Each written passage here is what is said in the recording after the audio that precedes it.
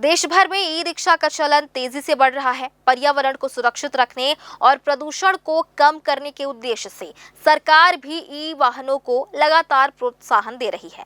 बिलासपुर शहर में भी दिन प्रतिदिन ई रिक्शा की संख्या बढ़ती जा रही है, लेकिन सुविधाओं की कमी अब चालकों के लिए बड़ी परेशानी बनती जा रही है। आइए देखते हैं पूरी खबर।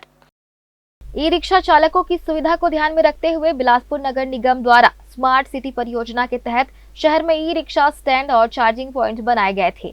इनका उद्देश्य था कि चालक आसानी से अपने वाहनों को चार्ज कर सके और शहर में सुचारू रूप से परिवहन सेवा दे सके, लेकिन हकीकत कुछ और ही बयां कर रही है।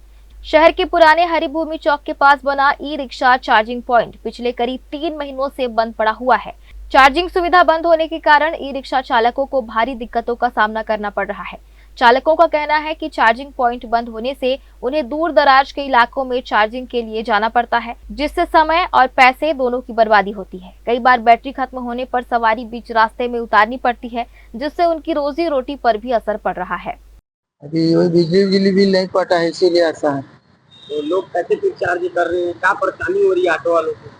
अब आते जाते तो जरूर है, मगर अब दे दे करके व्यवस्था करके अपना चला रहे हैं। जब खुलेगा तो काम आवा ही करेगा सब। तो कमाई में कुछ फर्क पड़ गया है कि? हाँ, 19-20 रहता है समस्या के नाम से। हाँ, ये बड़े साहब से किए हैं। क्या बोले साहब? अब बताए होगा करके, मगर अभी तक तो कुछ जानकारी नहीं। ई रिक्शा चालक नगर निगम और स्मार्ट सिटी प्रबंधन से मांग कर रहे हैं कि जल्द से जल्द चार्जिंग पॉइंट को चालू किया जाए, ताकि उन्हें राहत मिल सके। पर्यावरण के अनुकूल परिवहन को बढ़ावा देने के लिए जरूरी है कि सुविधाएं भी उतनी ही मजबूत हों, वरना योजना का लाभ जमीन पर अधूरा ही रह जाएगा।